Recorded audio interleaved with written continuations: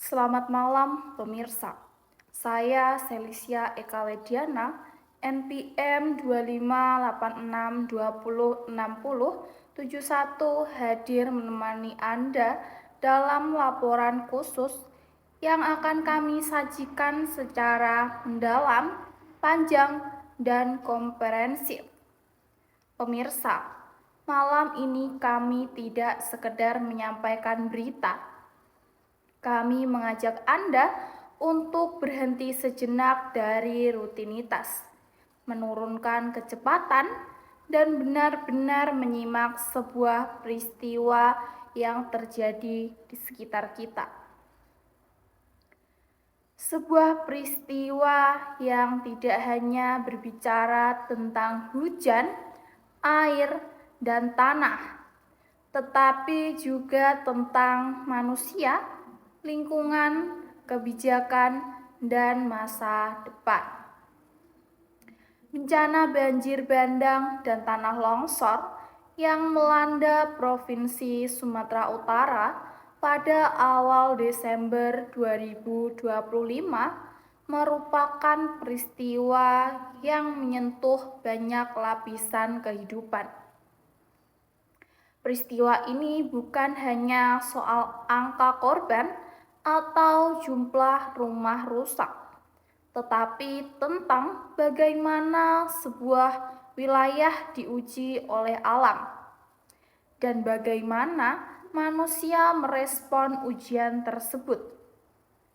Pemirsa, laporan ini kami hadirkan tanpa visual, tanpa ada gambar banjir, tidak ada video longsor, tidak ada peta animasi. Yang ada hanyalah kata-kata. Dan kata-kata inilah yang akan menjadi jembatan imajinasi, pemahaman, dan refleksi kita bersama. Oleh karena itu, laporan ini kami susun panjang.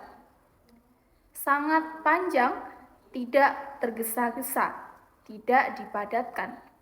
Kami akan berjalan perlahan, segmen demi segmen, agar setiap bagian dapat dipahami secara utuh. Pemirsa, sebelum kita masuk lebih jauh, penting untuk menegaskan bahwa bencana bukanlah peristiwa yang berdiri sendiri. Ia selalu memiliki latar belakang, selalu memiliki rangkaian sebab, dan selalu meninggalkan dampak yang panjang. Dan itulah yang akan kita telusuri bersama malam ini. Pemirsa, banjir bandang dan tanah longsor ini melanda sedikitnya 10 kabupaten dan kota di Provinsi Sumatera Utara. Wilayah-wilayah ini tersebar dari kawasan dataran rendah hingga perbukitan dan pegunungan. Hujan turun bukan hanya deras, tetapi juga terus-menerus. Hari berhari berganti, malam berganti malam, hujan tidak memberi ruang bagi tanah untuk bernafas. Sungai-sungai menerima limpahan air yang jauh melampaui kapasitas normalnya. Pemirsa, banjir yang terjadi bukanlah banjir yang datang perlahan. Ia datang tiba-tiba. Air meluap dengan kecepatan tinggi, membawa material berat dari kawasan hulu. Rumah-rumah warga tidak hanya terendam, tetapi juga dihantam arus. Longsor terjadi hampir bersamaan. Lereng-lereng perbukitan runtuh, membawa tanah dan batu menutup jalan dan memutus jalur kehidupan. Pemerintah menetapkan status tanggap darurat. Namun di lapangan, warga sudah lebih dulu menghadapi kenyataan pahit. Rumah rusak, akses terputus, dan kehidupan berubah dalam satu malam. Pemirsa, pada titik ini kita perlu berhenti sejenak. Bayangkan, dalam satu malam, rutinitas yang selama ini berjalan normal tiba-tiba terhenti.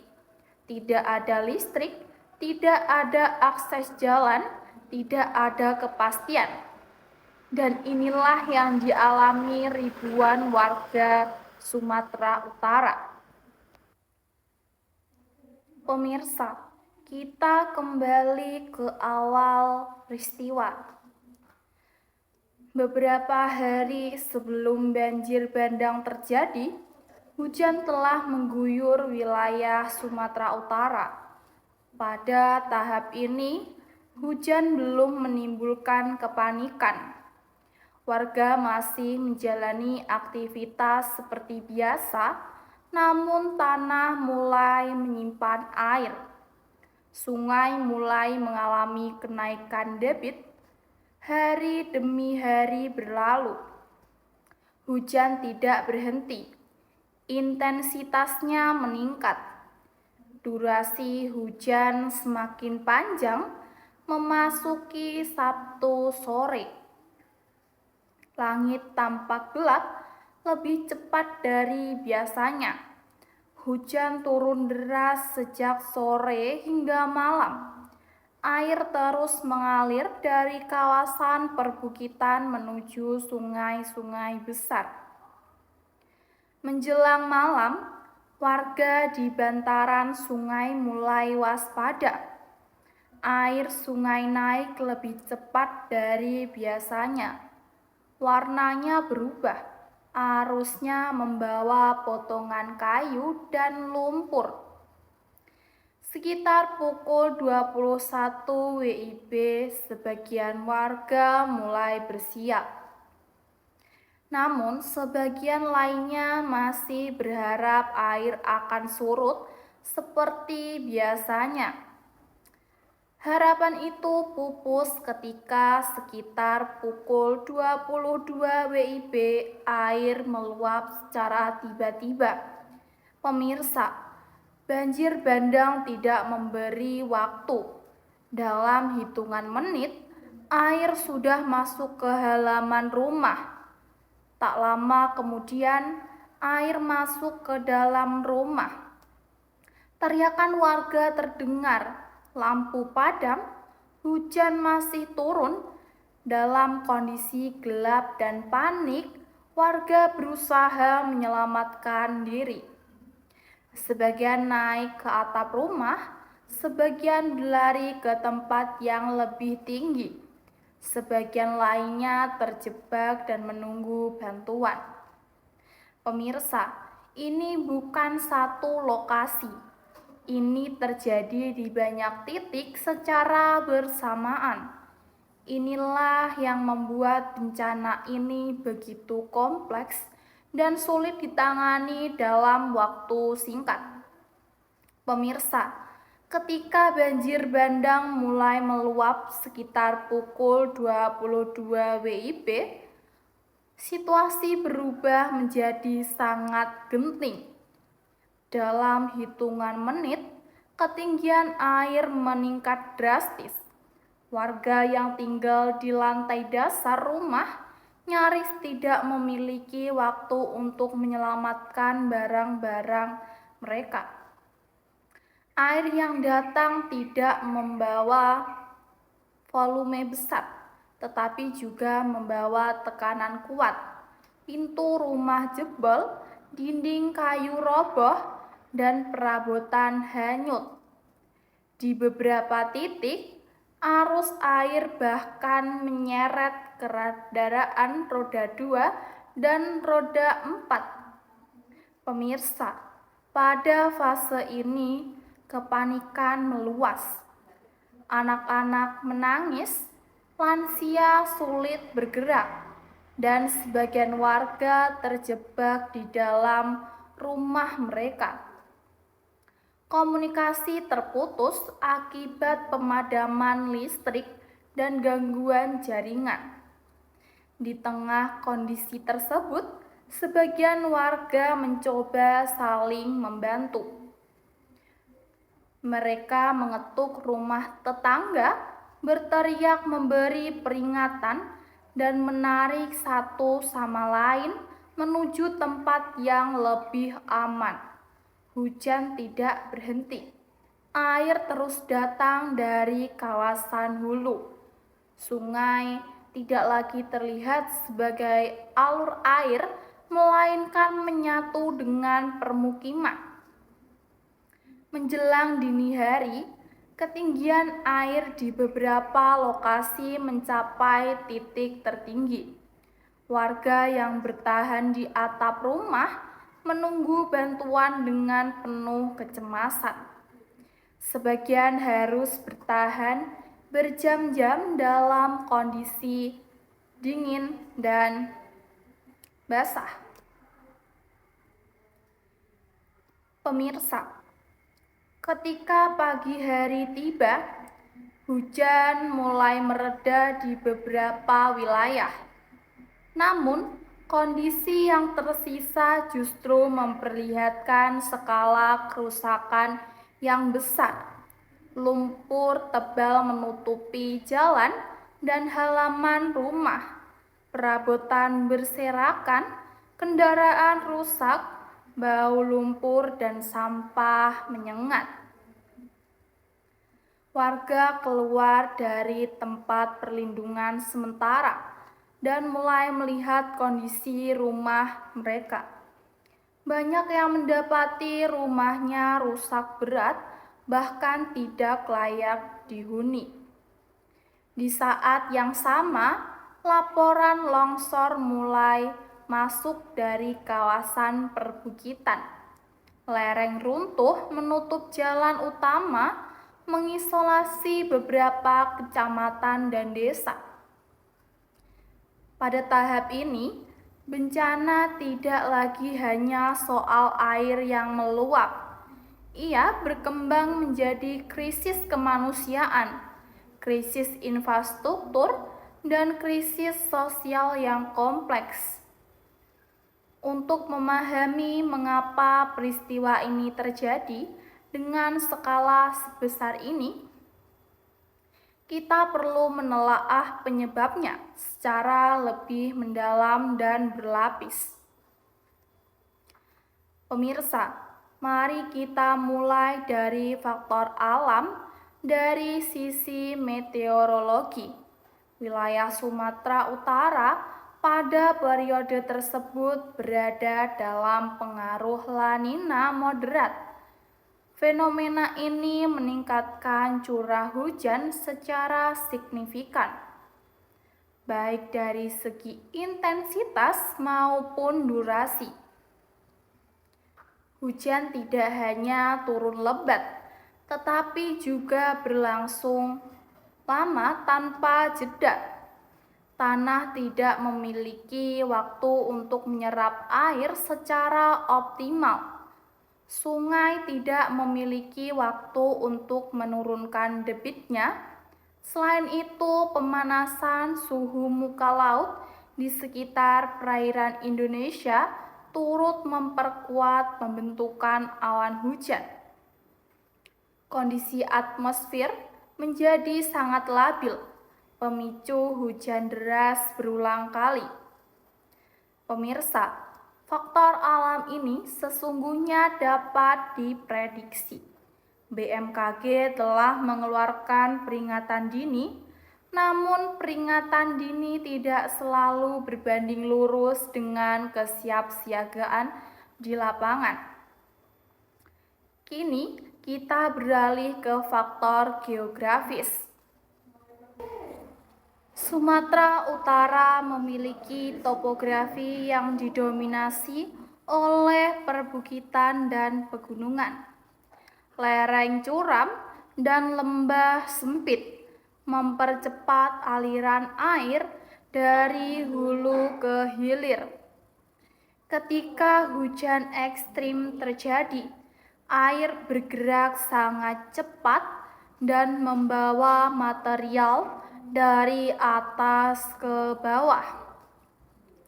Tanah yang jenuh, air kehilangan daya ikat. Lereng yang selama ini tampak stabil menjadi rapuh. Longsor pun tak terhindarkan. Namun, pemirsa, faktor alam dan geografis tidak berdiri sendiri. Faktor manusia memainkan peran penting dalam memperbesar dampak bencana. Alih fungsi lahan di kawasan hulu, mengurangi tutupan vegetasi, penebangan pohon, menghilangkan akar-akar yang selama ini menahan tanah. Pembangunan permukiman di lereng perbukitan dan bantaran sungai memperbesar resiko. Sungai kehilangan ruang alaminya untuk meluap secara terkendali. Pemirsa, ketika faktor alam bertemu dengan kerusakan lingkungan dan tata ruang yang tidak terkendali, bencana menjadi sulit dihindari. Pemirsa, penting untuk kita pahami bersama bahwa bencana ini bukan hanya tentang hujan yang turun dari langit, tetapi juga tentang keputusan-keputusan manusia di darat. Pemirsa, kini kita masuk pada bagian yang memperlihatkan betapa luas dampak bencana ini terhadap kehidupan masyarakat. Dampak sosial, ribuan warga harus mengungsi. Proses mengungsi bukan sekedar berpindah tempat, tetapi juga perubahan total dalam kehidupan sehari-hari. Keluarga harus tinggal di ruang terbatas, berbagi fasilitas, dan hidup dalam ketidakpastian. Privasi hilang, ketegangan mudah muncul, namun di sisi lain, solidaritas sosial juga tumbuh. Warga saling membantu, berbagi makanan, dan saling menguatkan. Dampak ekonomi, aktivitas ekonomi lumpuh, pasar tradisional terendam, toko-toko tutup, pedagang kecil kehilangan modal usaha. Bagi pekerja harian, tidak bekerja berarti tidak berpenghasilan, sementara kebutuhan hidup tetap berjalan. Kondisi ini menciptakan tekanan ekonomi yang besar. Sektor pertanian mengalami kerugian serius. Sawah dan ladang terendam lumpur. Tanaman rusak, petani menghadapi ancaman gagal panen. Dampak pendidikan, sekolah-sekolah terendam banjir, kegiatan belajar mengajar berhenti, anak-anak kehilangan buku, seragam, dan alat tulis. Lebih dari itu, trauma psikologis membuat anak-anak sulit berkonsentrasi. Pendidikan tidak hanya soal gedung, tetapi juga kondisi mental peserta didik. Dampak kesehatan di pengungsian, keterbatasan air bersih meningkatkan resiko penyakit kulit, diare, dan infeksi saluran pernapasan mulai muncul. Tenaga kesehatan bekerja ekstra dalam kondisi darurat. Fasilitas terbatas, jumlah pasien meningkat, dampak psikologis, trauma menjadi dampak yang sering tidak terlihat. Anak-anak takut ketika hujan turun. Lansia merasa kehilangan rasa aman. Ketidakpastian masa depan menimbulkan kecemasan berkepanjangan. Pemirsa, Dampak ini tidak berhenti ketika air surut. Dampak ini terus hidup dalam kehidupan masyarakat.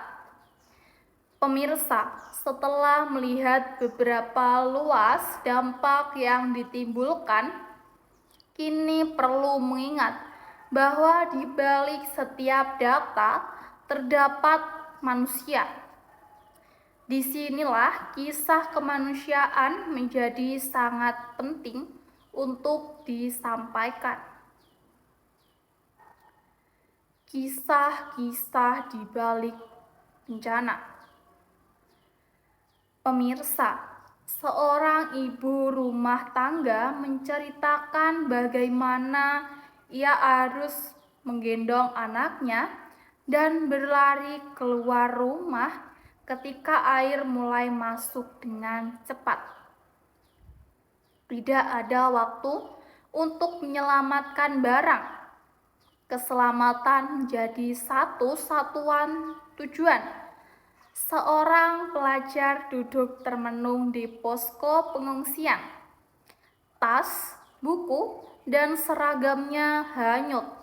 Baginya, sekolah bukan hanya tempat belajar, tetapi juga harapan untuk masa depan. Seorang pedagang kecil berdiri di depan kiosnya yang rusak. Dalam satu malam, seluruh barang dagangan hilang. Usaha yang dibangun bertahun-tahun runtuh seketika. Namun, pemirsa, di tengah kehilangan terdapat kisah keteguhan. Warga saling membantu membersihkan lumpur. Relawan datang dari berbagai daerah. Dapur umum menjadi pusat kepedulian. Pemirsa, pemerintah pusat dan daerah menetapkan status tanggap darurat. Evakuasi menjadi prioritas utama. Tim gabungan dikerahkan untuk menyelamatkan warga di wilayah terisolasi. Posko pengungsian didirikan. Bantuan logistik disalurkan. Pemerintah memastikan ketersediaan makanan, air bersih, dan layanan kesehatan. Alat berat dikerahkan untuk membuka akses jalan yang tertutup longsor. Pembukaan akses menjadi kunci distribusi bantuan dalam jangka menengah. Pemerintah menyiapkan program rehabilitasi infrastruktur sekolah, puskesmas, jembatan, dan jalan diperbaiki secara bertahap. Dalam jangka panjang, pemerintah berencana melakukan evaluasi tata ruang, memperkuat sistem peringatan dini, serta melakukan reboisasi kawasan hulu. Pemirsa, pemulihan adalah proses panjang.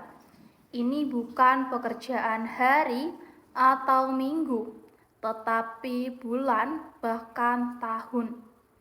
Pemirsa, bencana di Sumatera Utara mencerminkan tantangan kebencanaan nasional. Mitigasi, edukasi, dan pembangunan berkelanjutan menjadi kunci untuk masa depan yang lebih aman. Pemirsa, mari kita berhenti sejenak dan kembali ke malam ketika bencana itu terjadi. Bukan untuk membuka luka, tetapi untuk memahami secara utuh apa yang sebenarnya dialami masyarakat. Bayangkan suasana sebuah permukiman di Kabupaten Langkat, hujan turun tanpa henti sejak sore. Suara menghantam atap rumah, semakin lama semakin keras. Sebagian warga masih beraktivitas seperti biasa. Sebagian lainnya memilih beristirahat lebih awal. Sekitar pukul 8 malam, genangan mulai terlihat di halaman rumah. Belum ada kepanikan. Banjir kecil bukan hal baru bagi sebagian warga. Namun pemirsa, malam itu berbeda. Sekitar pukul 9, air di parit meluap. Sungai mulai menunjukkan tanda-tanda tidak normal. Warna air berubah kecoklatan, arusnya membawa ranting dan kayu. Menjelang pukul 10, situasi berubah drastis. Dalam hitungan menit, air naik setinggi lutut orang dewasa. Warga mulai berteriak, memanggil tetangga, dan berusaha menyelamatkan anak-anak. Pemirsa, inilah fase krusial. Tidak ada waktu berpikir panjang, tidak ada waktu untuk menyusun rencana. Yang ada hanyalah insting bertahan hidup. Pemirsa, bagi mereka yang tidak pernah mengalami banjir bandang, sulit membayangkan betapa cepat dan brutalnya peristiwa ini berlangsung. Ini bukan banjir yang datang perlahan. Ini adalah arus deras yang menyerbu tanpa peringatan. Pemirsa, pertanyaan penting yang kemudian muncul adalah mengapa dampaknya bisa sedemikian besar?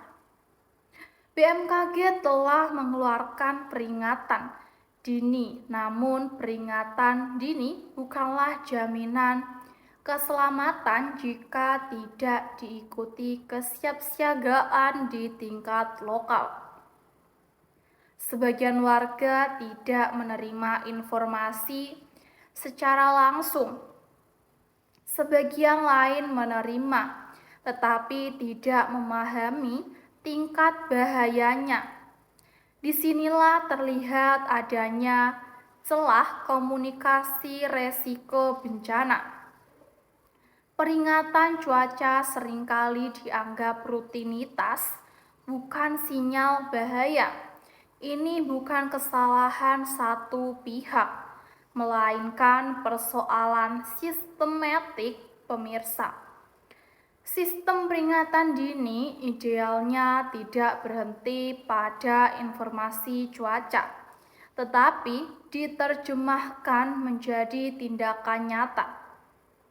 Evakuasi dini, pengosongan wilayah rawan, dan kesiapan logistik. Pemirsa, ketika bencana terjadi, relawan menjadi salah satu pilar terpenting dalam penanganan darurat. Relawan datang dari berbagai latar belakang.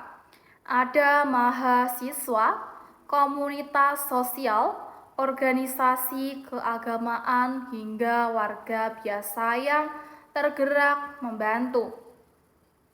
Mereka membantu evakuasi, memasak di dapur umum, membersihkan lumpur, dan mendampingi anak-anak di pengungsian. Di tengah keterbatasan, solidaritas tumbuh. Warga yang selamat membantu mereka yang lebih terdampak. Yang memiliki makanan berbagi, yang memiliki tenaga membantu membersihkan. Pemirsa, dalam situasi seperti ini, kemanusiaan seringkali menjadi cahaya di tengah kegelapan. Pemirsa, bencana tidak berhenti ketika air surut. Dampaknya justru baru benar-benar terasa setelah itu.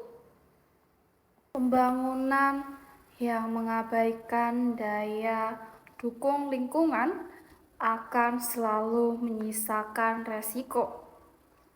jalan, rumah, dan kawasan industri yang dibangun tanpa kajian ekologis akan memperbesar potensi bencana.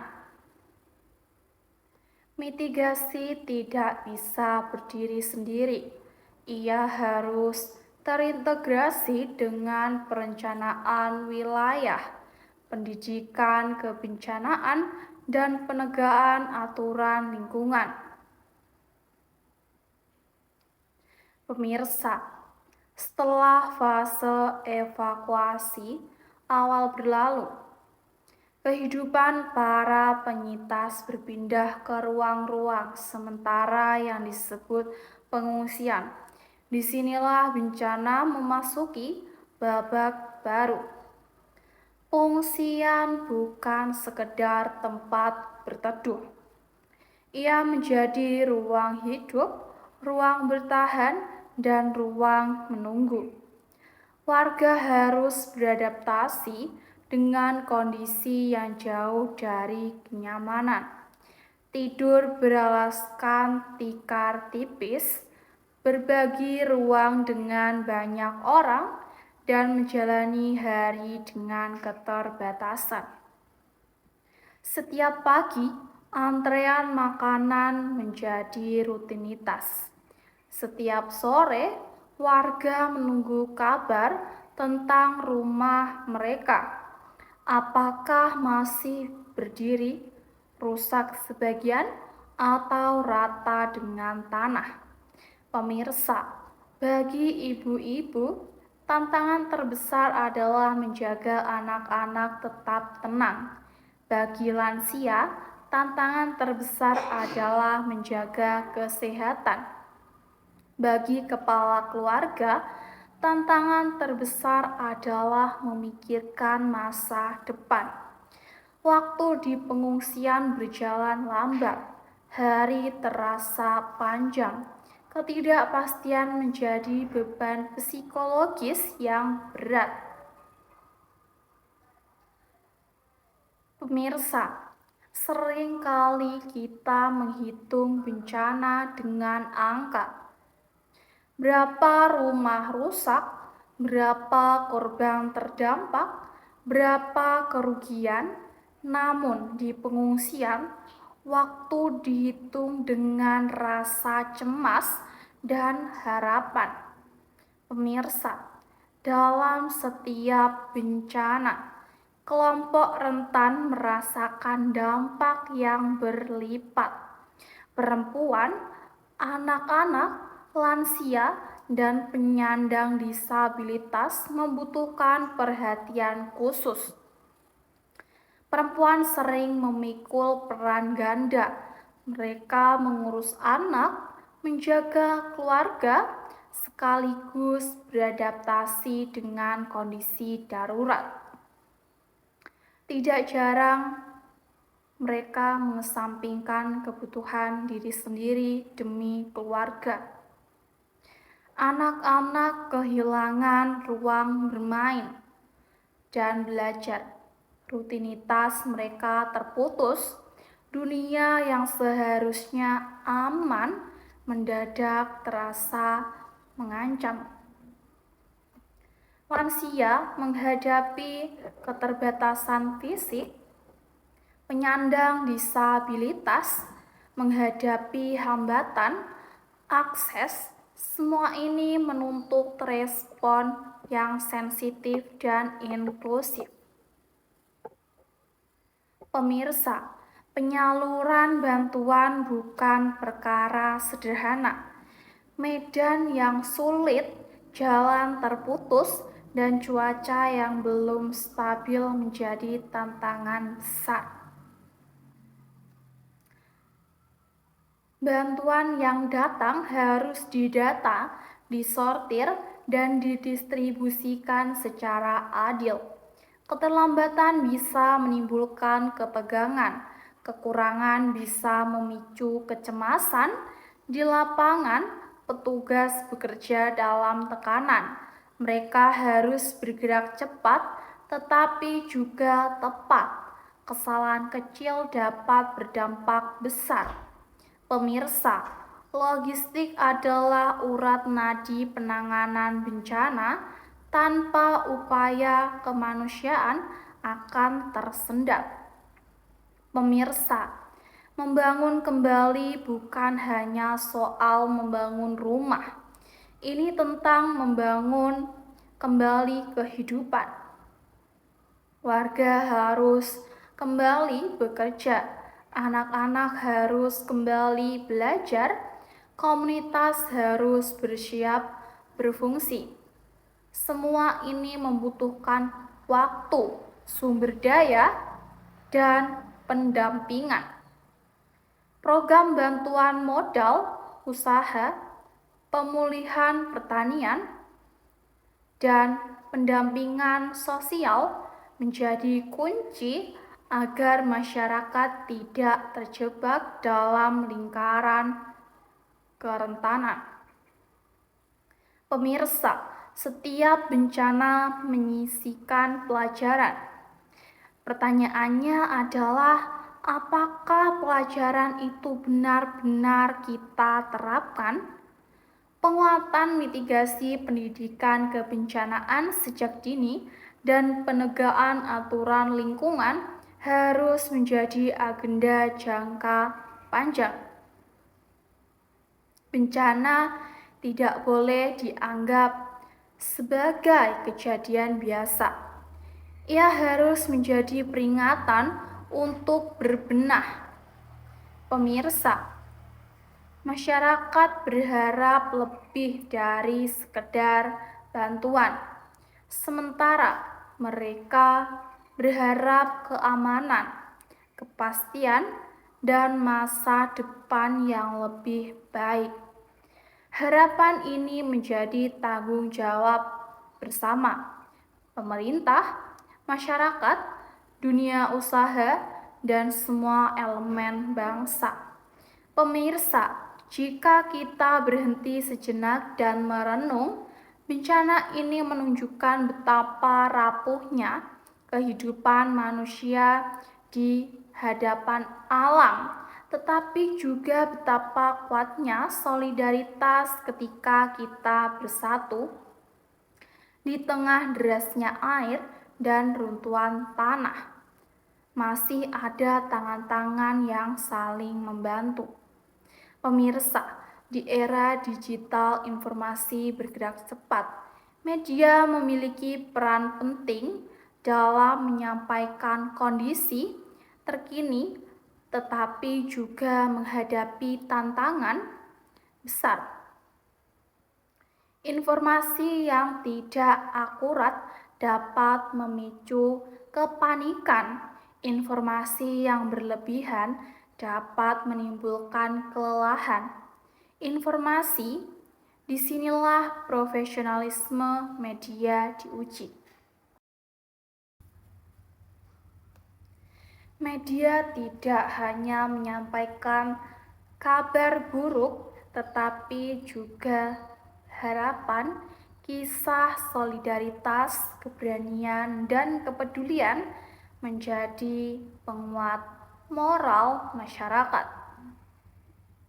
Pemirsa, setelah fase darurat dan pengungsian, muncul pertanyaan besar. Bagaimana kehidupan setelah bencana benar-benar berlalu? Pemirsa, banjir bandang dan tanah longsor di Sumatera Utara bukan sekedar peristiwa alam.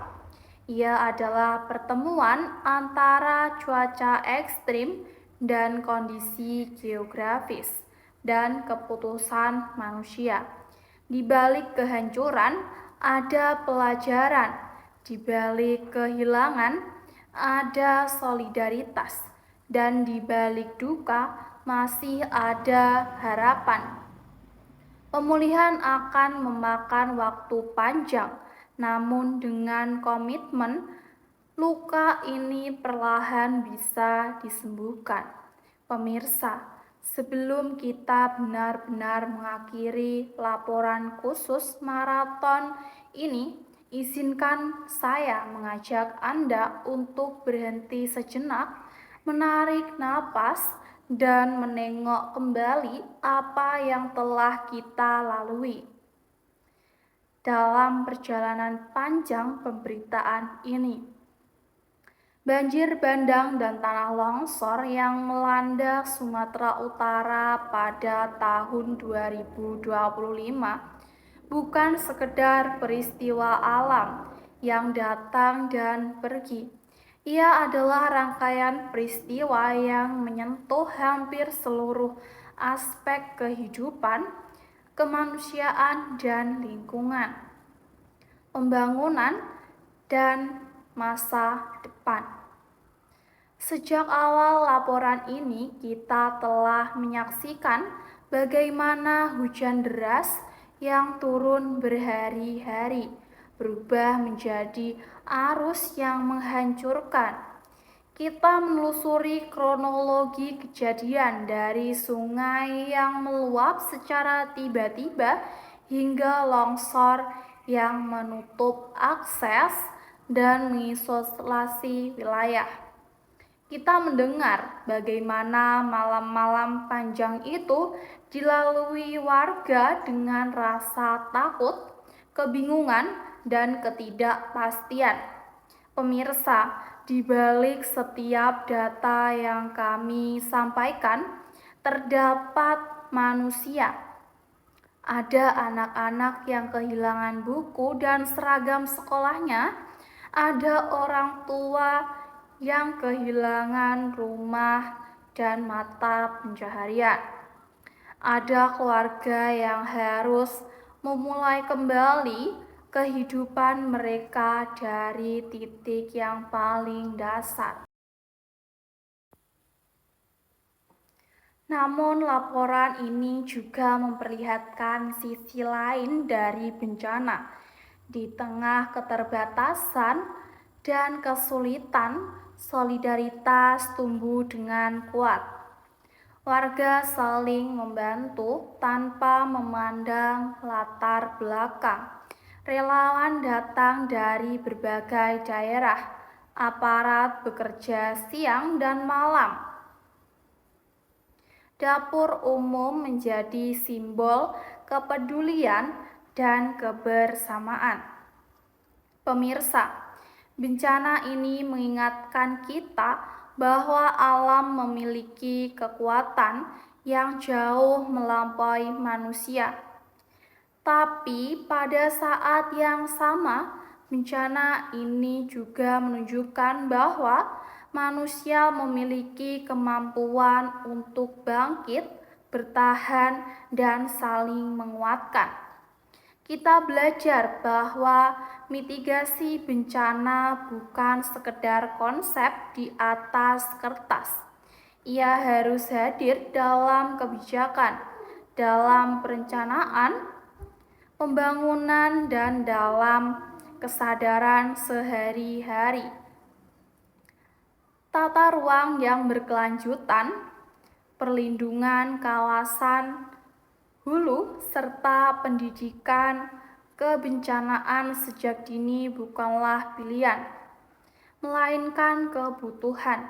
Pemirsa, pemulihan pasca bencana adalah proses panjang, tidak selesai dalam hitungan hari atau minggu.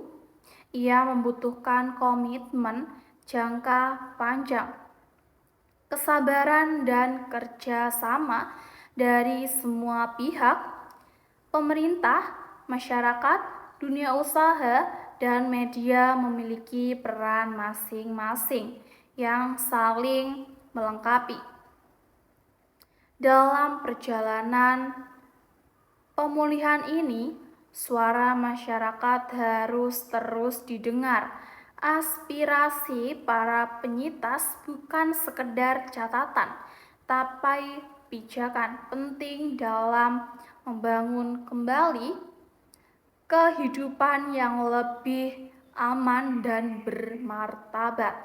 Permisa, ketika hujan kembali turun di masa mendatang, semoga yang hadir bukan lagi rasa takut, melainkan kesiapsiagaan, ketika sungai kembali meluap, semoga dampaknya dapat diminimalkan, dan ketika bencana kembali menguji, semoga kita telah lebih siap sebagai bangsa. Laporan khusus ini mungkin berakhir di layar Anda, tetapi cerita para penyitas masih terus berjalan. Proses pemulihan masih berlangsung, dan pelajaran dari bencana ini seharusnya terus kita ingat, bukan hanya hari ini tetapi juga di masa depan. Saya, Celestia Eka Wediana, mengucapkan terima kasih atas kebersamaan Anda mengikuti laporan khusus maraton ini dari awal hingga akhir.